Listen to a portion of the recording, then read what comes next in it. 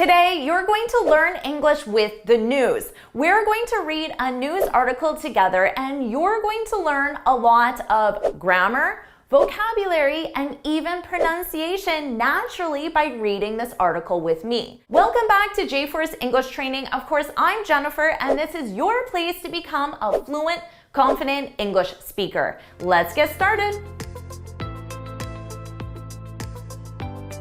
Welcome to our article. You may recognize this man. He's the new British Prime Minister.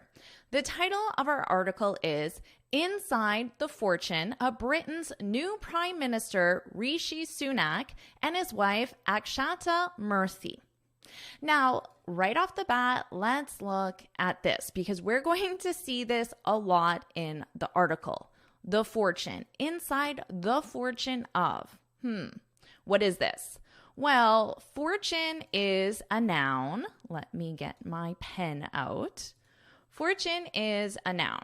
And this simply means a large amount of money. So it's a very good thing.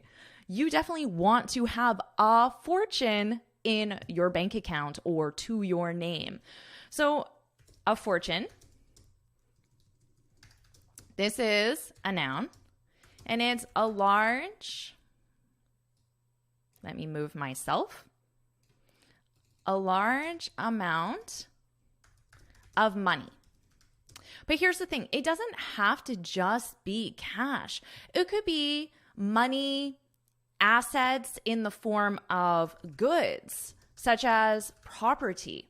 So we'll see here about his wife, Akshata. Her goods are in the form of investments, of stocks, ownership in companies, which when you sell that, it becomes money. But for now, it's considered a good, and it can also be property. So if you own many different homes around the world and you sold all of those, you would have likely a large amount of money. So you could say a fortune. Now, we use this a lot. You might say, for example, she inherited a fortune when her grandmother died. So she inherited a large amount of money. But remember, it could have been property or it could have been goods as well. She inherited a fortune. We also say she's worth a fortune. So here, to be worth, this is just how much money or assets you have. And by saying a fortune, we're talking about a large amount. She's worth a fortune. So the new Prime Minister of Britain is worth a fortune. The UK's new Prime Minister and his wife, the daughter of an Indian tech billionaire, have a collective net worth higher than the personal fortune of King Charles III.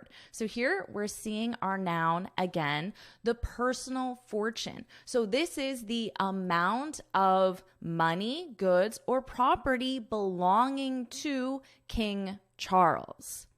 Now notice here we have an article. Just remember that this is an exception, Proper nouns like the names of countries, the names of people, the names of cities don't take an article. But there are exceptions. And UK, we don't say UK is a beautiful country. We say the UK is a beautiful country. Just like we say can you think of another one with an exception? Obviously the USA, right? We don't say USA. We say the USA is a beautiful country. But then we would say Switzerland is a beautiful country. We would not say the Switzerland. No. Just Switzerland. So remember, this is an exception, adding an article to a proper noun. You just have to memorize which countries take an article. There aren't very many. All right. Now, notice here, have. Our conjugation is in the form have. Remember, has for he, she, it, and then have for I have, you have, we have, they have. But what's the subject here? Because it can be difficult when your subject is separated from your noun. So here, all of this information is additional information. It doesn't have anything to do with the conjugation of our noun. Our subject is the UK's new prime minister, which is this man, and his wife. So what's the subject? This man and his wife. They. That's the subject. And that's why we have. They have a collective net worth. So all of this equals they as a subject. So always ask yourself when you're thinking about what verb do I need, always ask yourself, what's my subject? And it's easiest to turn it into I, you, he, she, it, we, or they to understand the conjugation. After winning the contest for leadership of the Conservative Party, Rishi Sunak is set to become the United Kingdom's next Prime Minister. That will make him the most powerful person in the country. The 42-year-old former finance minister and investment banker is already among the UK's richest, largely thanks to the fortune held by his wife, Akshata Murthy. Let's look at this. What do you notice about our verb? Our verb is winning. What's the conjugation here? It is in the gerund form. Gerund. This is a gerund, and you know that because we have, of course, we have our verb, and then you add ing. Verb plus ing. Now, why? Why is this in the gerund form? Why not the present simple? Why not the past simple? Because of the word after. And what is so important about the word after that requires a gerund verb? Do you know? It's a preposition. And we always use a gerund verb after preposition. So preposition plus gerund. We have after, so we put winning. After winning the contest for leadership. Okay. The most powerful person in the country. Notice here, we have the 42-year-old. This is being used as an adjective. We could say, he is 42 years old. And notice I have the S on years because it's more than one. So it's plural. And you need to add the S to plural nouns. Plural nouns, you add S or ES. But this is not a noun. It's an adjective. And we don't add S's to adjectives. So this is an adjective. The former finance minister. What type of former finance minister? We're providing more information by stating his age. The 42-year-old. So you might say, for example, the 50-year-old movie or the 100-year-old house, for example. So these are being used as adjectives because I could say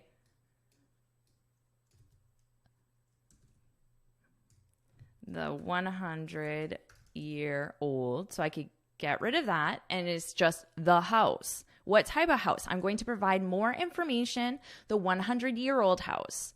The movie. What type of movie? The 50-year-old movie. Adjectives.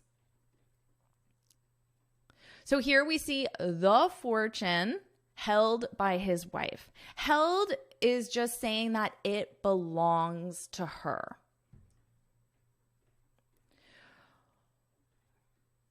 I like this here, thanks to.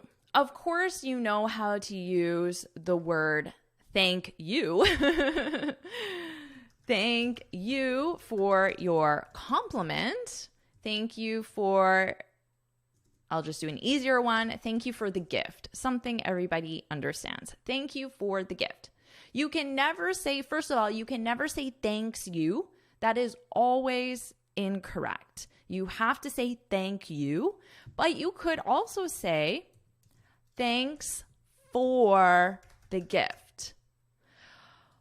Notice my preposition choice is for. Thanks for. Thank you for. But what do you notice up here? Thanks to. Because it's being used in an entirely different way. Sure, we have the word thanks, but I'm not showing appreciation. Here's how this is used. Thanks to something or someone. This is the sentence structure. We only use thanks. In this case, you cannot say thank you to, okay? Thank you to someone or something. You cannot say that. So I'm going to cross this out. You can't say this. This is incorrect. So what does this expression mean? Thanks to someone or something. Let me give you an example sentence. Thanks. Thanks to Jennifer's amazing lessons, I've improved my English. Or you could say, I got the job. I got the job. I was offered the job. Thanks to Jennifer's amazing lessons.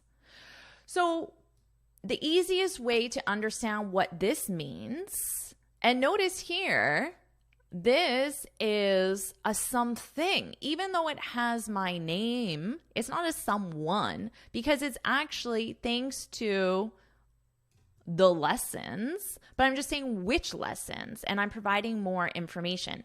Thanks to Jennifer's amazing lessons,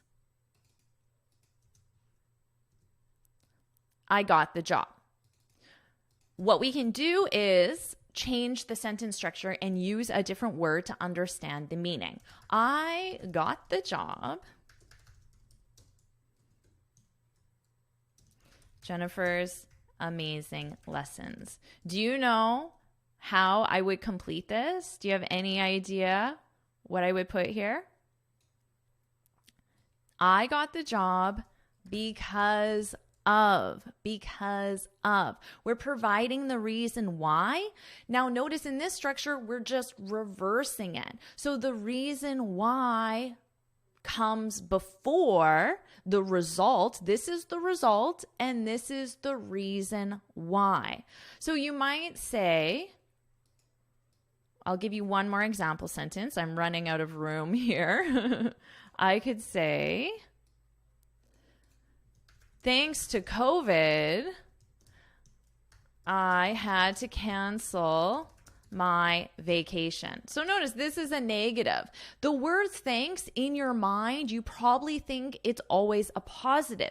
And it is when I say thank you, but this is a totally different sentence structure. Thanks to something or someone. This is a something. I'm providing the reason why. I had to cancel my vacation because of COVID.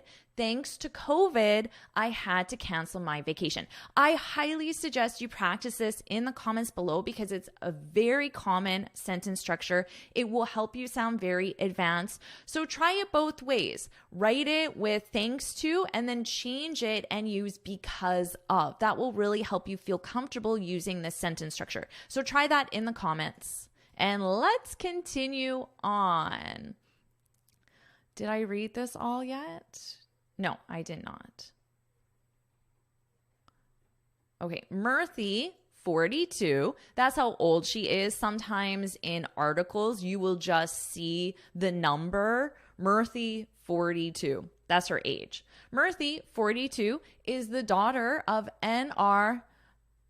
Narayana Murthy, the co-founder and retired chairman of Indian tech giant Infosci, whose net worth is estimated by Forbes at $4.5 billion.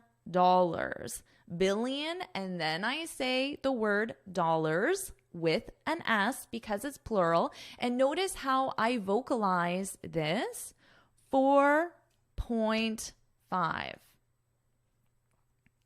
4.5. $4.5 billion. Her own 0.93% stake in the publicly traded digital services consulting firm is worth $715 million. Then I vocalize the S, making up the vast majority of her and Sunak's combined fortune. Altogether, Forbes estimates Sunak and his wife, Murthy, are worth roughly $810 million. More than $250 million richer than the $500 million personal fortune of King Charles III. Sunak and Murthy didn't immediately respond to a request for comment. Okay, all of this is talking about what? Their fortune, a large amount of money. Obviously, when we're getting into millions and we're talking about billions here, we can definitely consider that a fortune. I like this. This is quite common to add the vast majority. The word vast isn't needed, honestly, because majority already means 75%, 80%, the largest portion. Vast is just emphasizing that, the vast majority. So instead of 75%, which is a majority is basically anything over 50. But vast, we could probably say anything over 75. So that word is there simply to make it stronger. So this is to emphasize the word majority. You do see this a lot, the word, the vast majority of the fortune. All right, and just remember how we vocalized the point and the word dollars when we're talking about money. Let's move on here.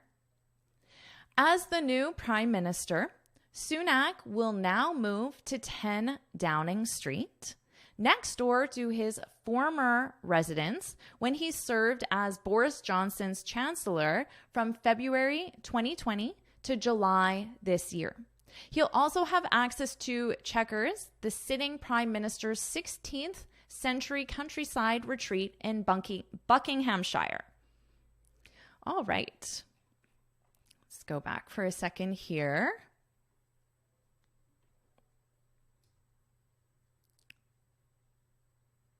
Okay. I just wanted to point this word out as our preposition to. But how is it being represented? Because we have February 2020 to July. So when we're talking about a range, so you can think of that range just as, let's just say X to Y, and we use the preposition to. And this is when we're expressing a range. So you might say, for example,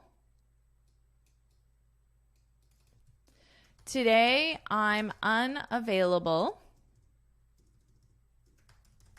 from to, I'll say 4 to 6. 4 to 6. Now notice, I forgot to add this word because it's not just X to Y, it's from X to Y.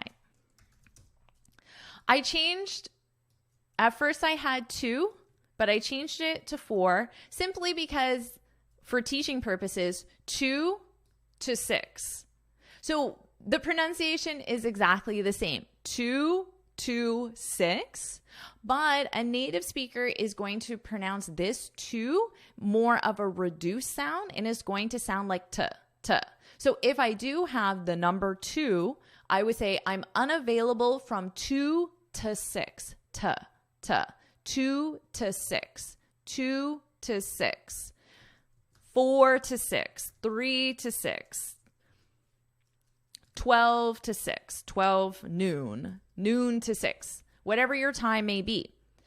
You might say, I'm on vacation from Monday to Friday, for example, Monday to Friday, Monday to Friday. That's simply how a native speaker is going to pronounce this in a natural conversation. You don't have to pronounce it like that. You can definitely say Monday to Friday and pronounce it fully. Just get comfortable with hearing it as a reduced sound. Monday to Friday. Let's move on to our last page of the article. But much like the British monarch, Sunak and Murthy, who married in August 2009 in a 2-day ceremony in Bangalore, India, and have 2 daughters, have their own personal real estate portfolio. The couple owns 4 homes spread across the UK and California, worth an estimated $18.3 million. So remember what I was talking about before when our subject is far removed from the next part of our sentence. So here, again, we have. That's exactly the same verb and conjugation we saw before. Now, notice our verb is here, but where is the subject? It's actually quite divided. So we take away all the information between these dashes, and our subject is actually right here. So again, in written form, in spoken form as well, our subject can be far removed from the verb. So when you're writing or when you're speaking, you have to remember what your subject is when you're thinking about your verb conjugation. Of course, this is a lot easier to do in writing because you can think about it. In spoken English, you have to just say it instantly so you don't have as much time to think. That's why it's so helpful to practice in written form. Get comfortable with this. Okay, let's move on to, I believe, our last section. Some of Murthy's business ventures haven't been as successful. She had a fashion label based in California, Akshata Designs, which she set up in 2010 and shut down 2 years later.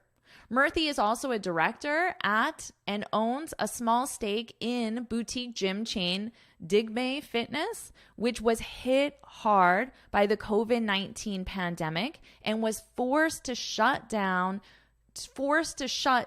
of its 6 locations earlier this year. All right, so here we have the phrasal verb shut down and set up. This is perfect because they're opposites. And it's great because if you understand the meaning of one, you can just think, okay, what's the opposite of that meaning? And then you know the opposite. So you've learned 2 phrasal verbs in one. So that's awesome.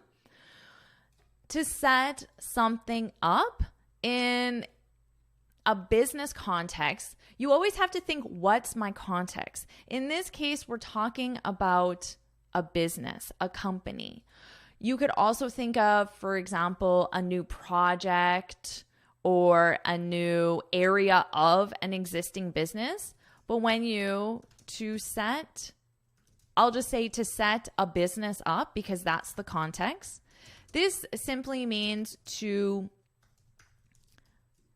establish, which is, I guess, a more formal way of simply saying to start. To set the business up. So she set up Akshata Designs. She established it. She started it. She created it. She set it up, it being the business. So she set Akshata Designs up in 2010. The sentence structure is just simply different, which she set up in 2010. So if set up is to establish or start, then what is shut down? It's the opposite. So what's the opposite of to start? It's to end. So when you shut down a business, you permanently close it. This phrasal verb became very widespread during the pandemic because a lot of businesses had to shut down. They had to permanently close. So let me write this out for you. Let me move myself here. So to shut a business down is to permanently close.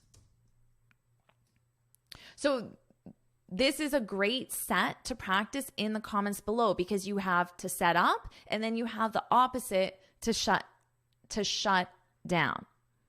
Now notice we have the preposition in before you state the date.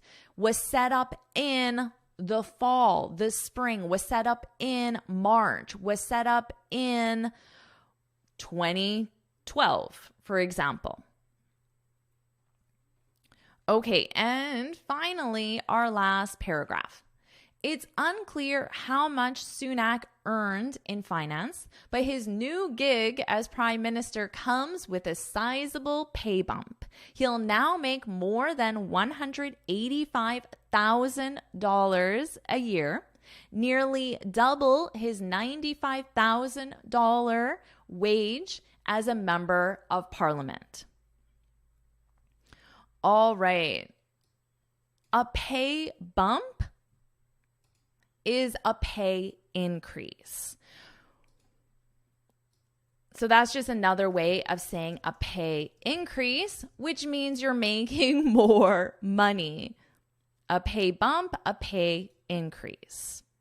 Sizable means large. And as you can see, it was more than double or nearly double. So that is sizable, nearly double. All right, so now you know all about the new Prime Minister and his wife, and you know about how he earned his fortune. So I hope you enjoyed this article. Amazing job with this lesson. Think of all the grammar, vocabulary, and pronunciation that you learned naturally in hopefully a very fun, engaging, and enjoyable way. Now, I want you to take your favorite new expression from this article and leave an example sentence in the comments below. And what did you think about this article? Did you enjoy it? Share your thoughts on the article in the comments below. And if you found this video helpful, please hit the like button, share it with your friends, and of course, subscribe. And before you go, make sure you head on over to my website, jforrestenglish.com, and download your free speaking guide. In this guide, I share 6 tips on how to speak English fluently and confidently. And until next time, happy studying!